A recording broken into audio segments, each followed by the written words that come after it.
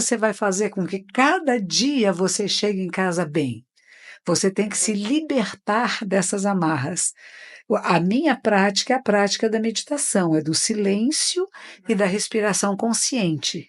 Mas uma coisa que eu recomendo às pessoas é, durante o dia, sair e olhar para o céu, olhar para a imensidão, lembrar-se daquilo que é muito maior e não ficar preso naquilo que é o menor, não deixar que as forças prejudiciais nos arrastem para baixo, pelo contrário, nós as reconhecemos e as iluminamos, para que possamos ir todos para cima, para a luz infinita.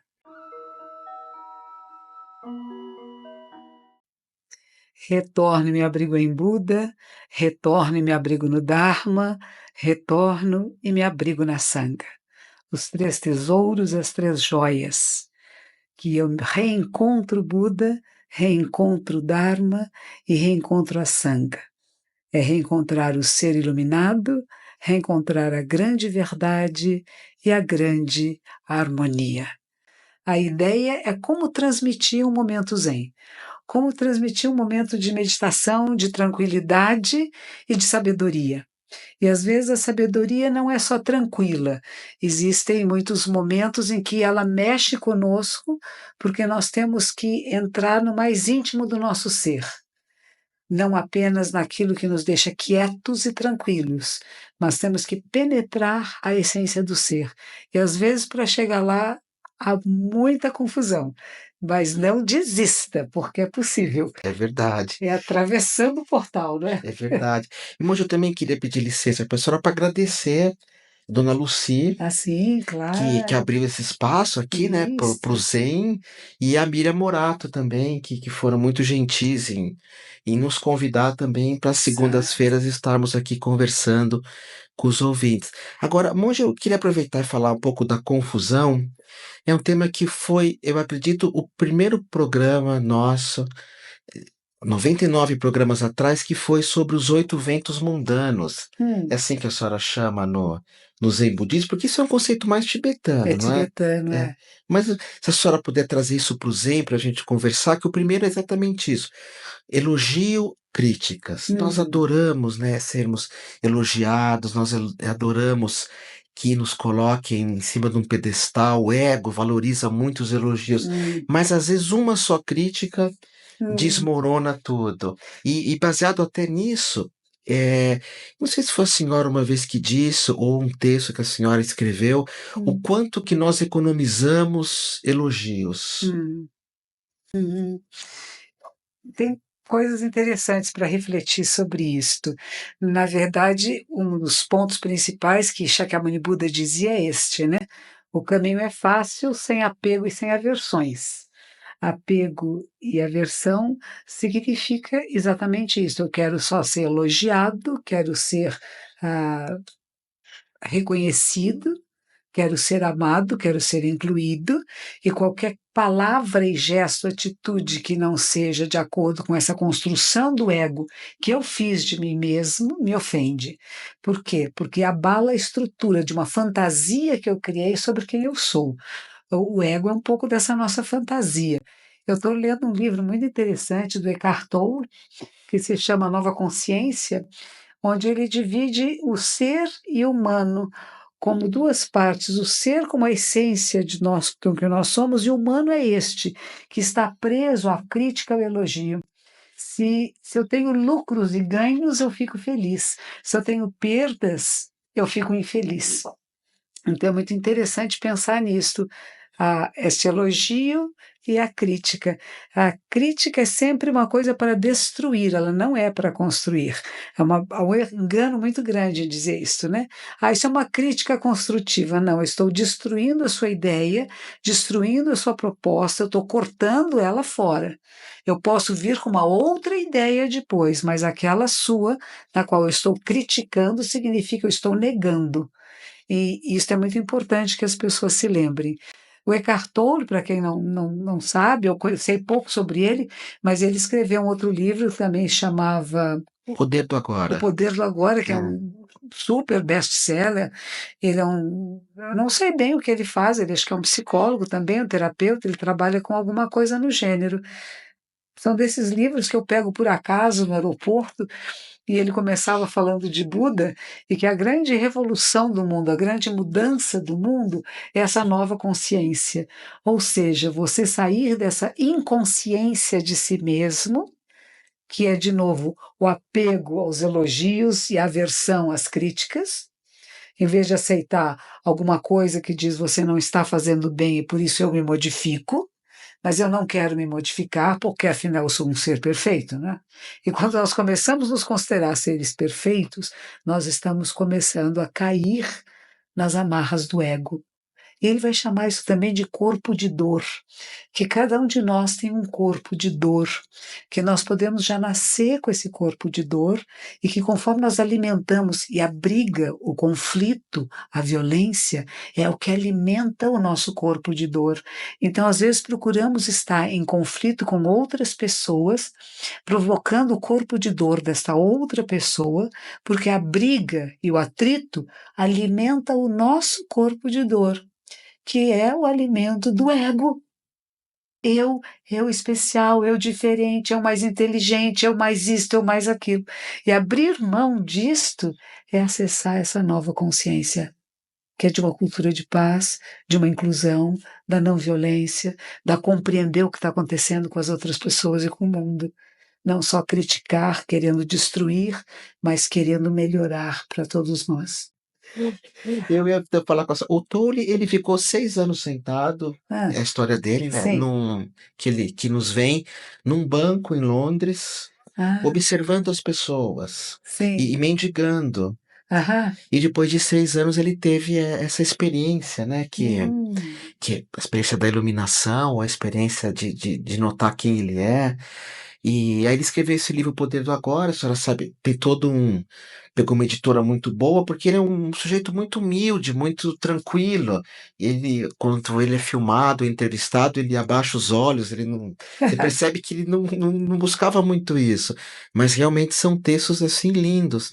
Agora a senhora falou uma questão que me lembrou do Thich Nhat Hanh, que falava momento maravilhoso, Hum. presença maravilhosa, e ensinava a meditação andando.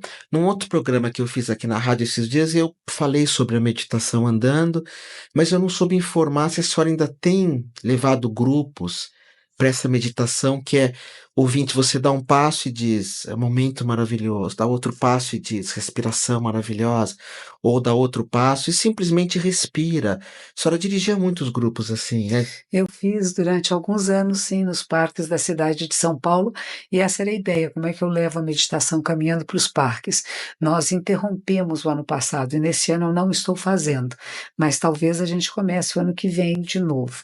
É uma proposta bem interessante, que nós nos encontramos e caminhamos em fila indiana, fazemos a respiração consciente, a consciência do seu passo, do seu pé, do seu corpo, do seu alongamento, e a percepção, desenvolver a sensibilidade da percepção e a gratidão, a bênção de estarmos vivos. Para algumas pessoas é muito forte a experiência, assim como nesta caminhada, alguns deles recontam que foi quase uma revisão da sua própria vida em 1 hora mais ou menos, que é o máximo que a gente caminha, e há pessoas que têm dificuldade em fazer a meditação sentada, então ao caminhar eles se sentem mais confortáveis. Mas isso é uma coisa que você, ouvinte, pode fazer. Se você vai caminhar, mesmo que vai caminhar na rua, de um prédio ao outro, dentro do seu próprio escritório, ou se vai fazer um passeio no parque, em vez de ficar só ouvindo música ou conversando com as pessoas ao seu lado, procure encontrar esse momento de silêncio com você mesmo e prestar atenção no seu corpo, na sua postura, no seu caminhar e nessa respiração, que eu inspiro tudo que pode existir no mundo, mas quando eu expirar, que seja a paz, que seja a harmonia, que seja o respeito à vida em toda a sua diversidade. É bem agradável e eu garanto que é uma mudança muito significativa na sua própria vida, se você conseguir fazer isso todos os dias um pouquinho. E falando em paz, tem um texto da Monja Coen que eu acho tão lindo que tá no YouTube. E não, YouTube não, Facebook. E é um texto que eu nunca tinha prestado atenção, ou se alguém escreveu sobre isso, que é a paz ou ter uma separação afetiva, um divórcio, a senhora fala do divórcio especificamente, como passar por isso em paz, né? Eu fui casado muito tempo com a Diana, e a nossa separação, não sei se a senhora lembra da Diana, que é Hum. uma das diretoras da uma universidade, Sim, uma eu sei loira quem é. alta, e a nossa separação foi muito ruidosa, né? Como muitas são.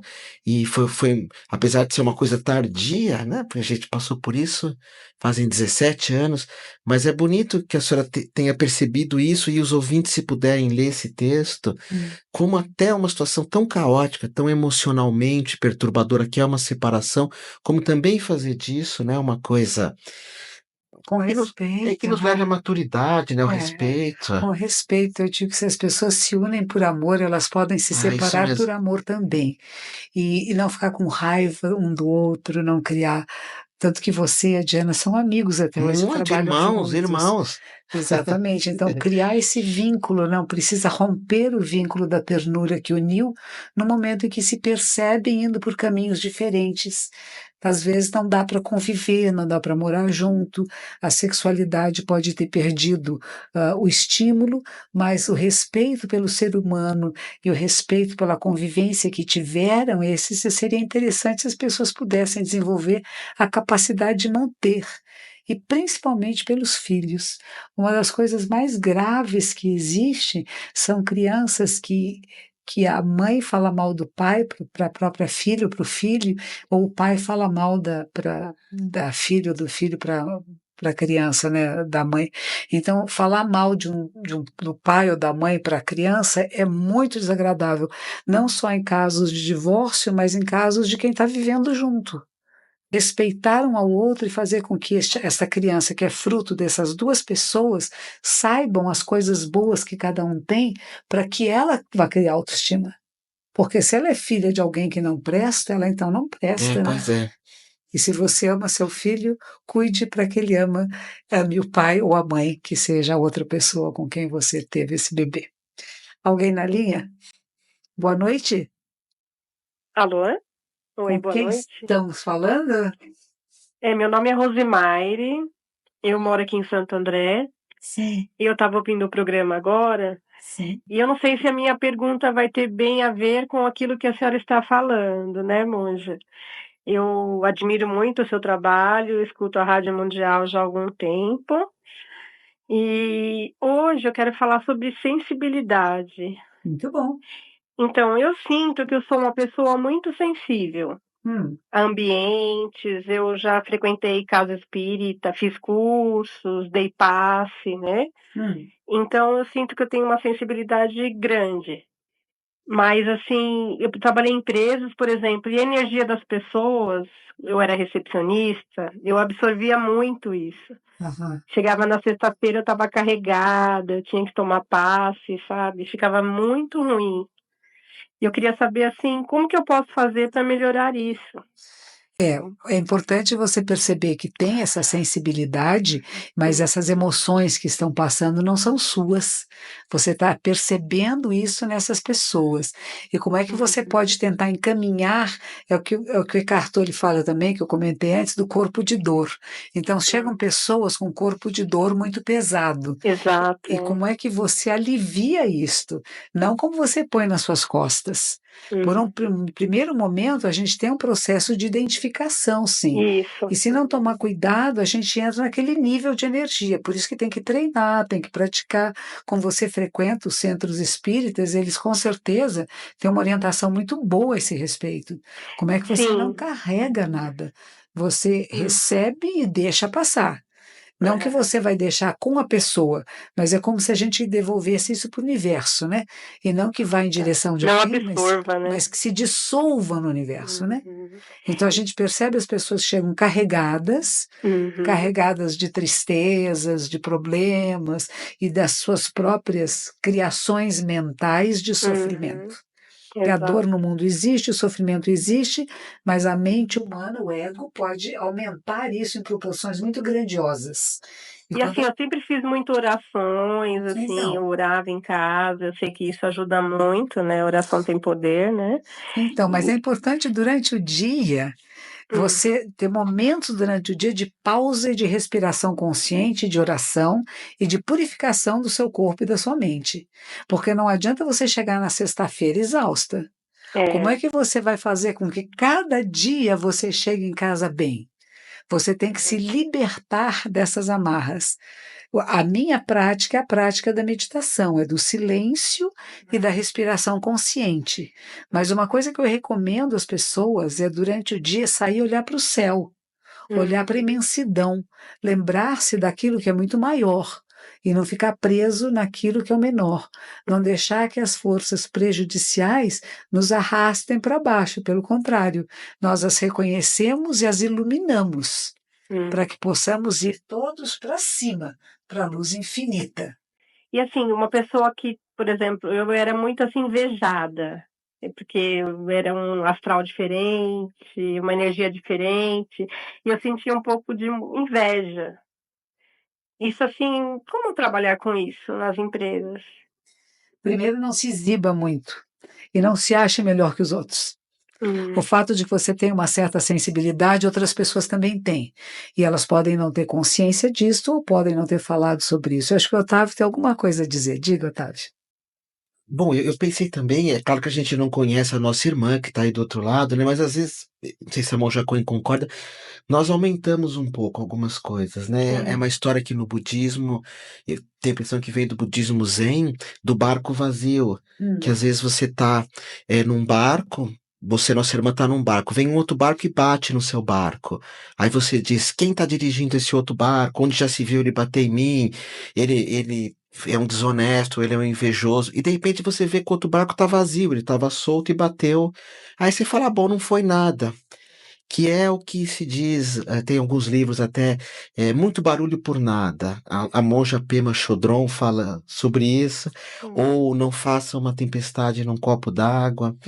E tem uma outra, uma meditação também, monja Coen, que acho que é do budismo tibetano, que é ao contrário do que a gente pensa, é um outro paradigma, né? Que eles pegam toda a maldade do mundo e trazem para É ele. isso aí. A senhora conhece essa prática? Chama Aham. Mita, se eu não me engano. Eu não sei como chama, mas a gente também tem isso, né? Também Que quem não... venha tudo a mim, porque aqui eu me torno esse filtro, eu faço essa purificação.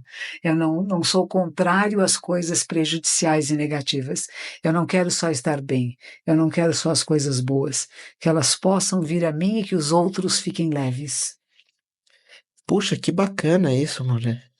Ah, para despedir da nossa amiga? Então, agradeço muito a sua referência sobre a sensibilidade e a todos vocês que têm esse conhecimento de uma sensibilidade mais desenvolvida, saibam que isso é um presente. E é uma capacidade que todos nós humanos temos, e alguns desenvolvemos e outros não.